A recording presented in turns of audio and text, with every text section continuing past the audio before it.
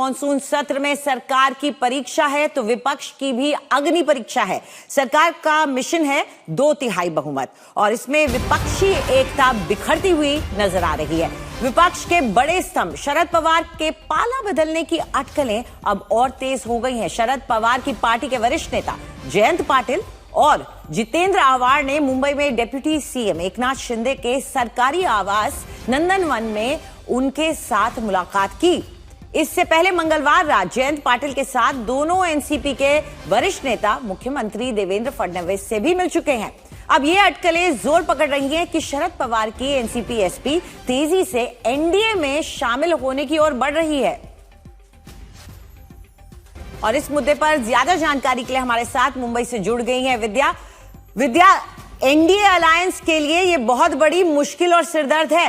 ये मुलाकातें आखिर क्यों हो रही है? और सिर्फ एनसीपी एसपी नहीं, दूसरी एनसीपी की भी बड़ी मुलाकातें हो रही है और वहां उनकी अध्यक्ष कहती हैं कि उन्हें पता ही नहीं है इसके बारे में। जी देखिए, जो पॉलिटिकल ऑब्जर्वर्स हैं, एक्सपर्ट्स हैं, उनका यही मानना है कि जो शरद पवार फैक्शन है, हालांकि उनके जो सीनियर लीडर्स हैं वो डिनाई कर रहे हैं इन बातों को, लेकिन जो एक्सपर्ट्स हैं उनका यही मानना है कि ये सारी जो चहलकदमी हो रही है वो एनडीए में ही घुसने की कोशिश हो रही है, क्योंकि कोशिश यही है कि या तो हम अजीत पवार फैक्शन के साथ मिल लें और उसके साथ एनडीए में आ जाएं, या फिर अकेले ही अगर अजीत पवार फैक्शन के साथ अलायंस नहीं होता है वापस तो एनडीए में आ जाएं और सरकार का एक हिस्सा बन जाएं। लोग यही कह रहे हैं, एक्सपर्ट्स यही कह रहे हैं। खासतौर से ये तमाम अटकलें अगर आप देखें, जयंत पाटिल पहले जाते हैं वर्षा पे चीफ मिनिस्टर देवेंद्र फडणवीस से मिलते हैं, उसके बाद जाते हैं डिप्टी चीफ मिनिस्टर से मिल रहे हैं, और वही सब जब सरकार में की डिलिमिटेशन बिल को लेकर सुप्रिया सुले कह चुकी हैं कि वो कैवियट्स के साथ ही सही बट समर्थन करेंगी।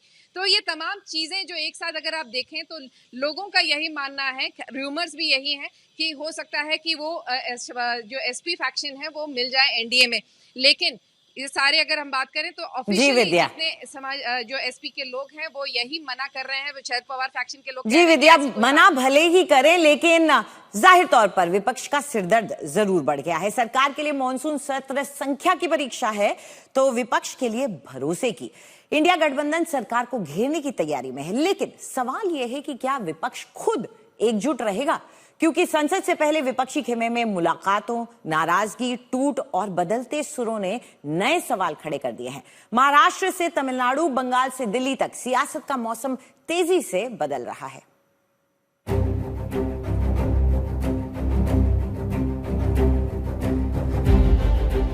सबसे ज्यादा हलचल महाराष्ट्र में है, जहां शरद पवार खेमे के दो सबसे बड़े चेहरे जयंत पाटिल और जितेंद्र आव्हाड उप मुख्यमंत्री एकनाथ शिंदे से मिले। इससे पहले जयंत पाटिल मुख्यमंत्री देवेंद्र फडणवीस से मुलाकात कर चुके हैं। लगातार इन बैठकों ने एनसीपी शरद पवार के भविष्य पर सवाल खड़े कर दिए।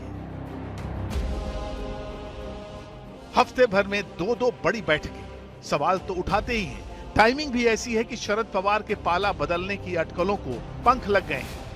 सरकार को भी 2/3 नंबर चाहिए। मुलाकात के बाद जयंत पाटिल की दलील भी हजम नहीं हो रही कि मुलाकात सिर्फ विकास कार्यों के लिए थी और कुछ निजी मामलों को लेकर। हमारी जो केंद्रीय यानी पार्लियामेंट के जो 8 सदस्य हैं, वो पवार साहब, हमारे जितेंद्र आव्हाड जी राष्ट्रीय महासचिव है, ये सारे बैठ के उसका निर्णय करने वाले हैं।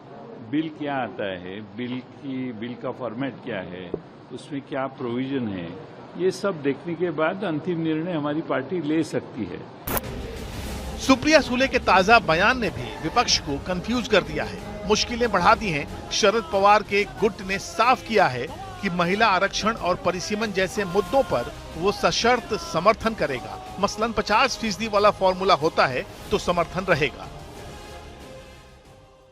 We will consider provided consider, इंग्रजी में रिपीट करती है, consider supporting if the 50% cap is to be discussed and the bill how will it be implemented is still a question.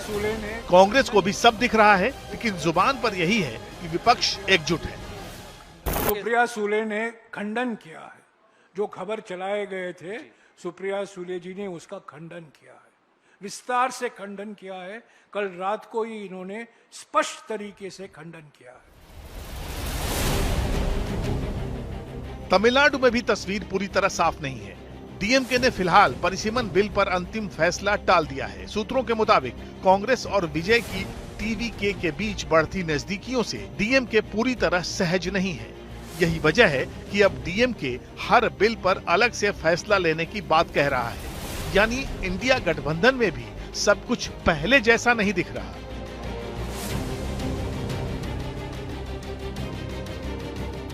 Bengal में भी विपक्ष की मुश्किलें कम नहीं हैं।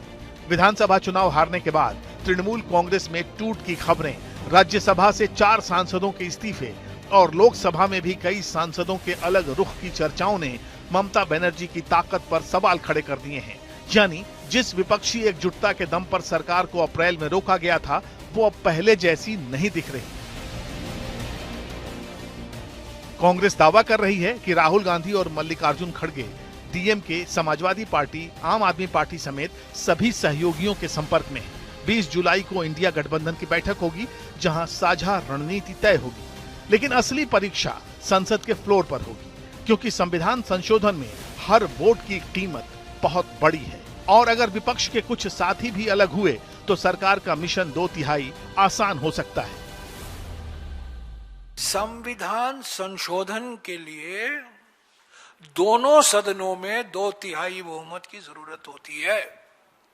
वो राज्यसभा में लाएं, वो 2/3 बहुमत मिले, उससे कुछ लेना देना नहीं है, क्योंकि लोकसभा में भी 2/3 बहुमत मिलना जरूरी है।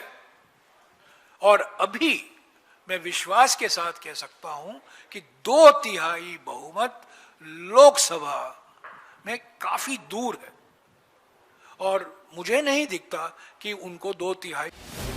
बीजेपी का दावा है कि विपक्ष के भीतर भरोसा खत्म हो चुका है और सहयोगी दल खुद अपना रास्ता चुन रहे हैं, जबकि कांग्रेस का आरोप है कि सरकार विपक्षी दलों में सेंध लगाकर 2/3 बहुमत का रास्ता बना रही है।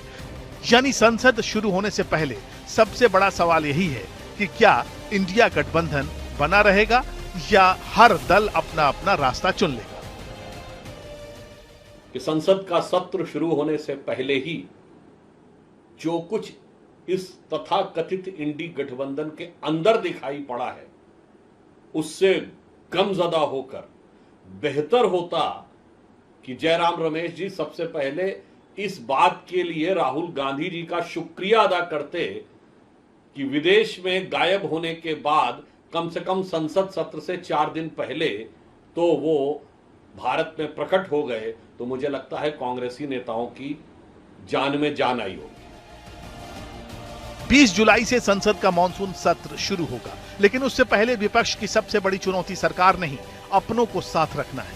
महाराष्ट्र में मुलाकातें, तमिलनाडु पर संशय, बंगाल में टूट और बदलते राजनीतिक संकेत ये बता रहे हैं कि इस बार संसद में सिर्फ सरकार का नंबर गेम नहीं, बल्कि विपक्ष की एकता की भी अग्नि परीक्षा होने वाली है।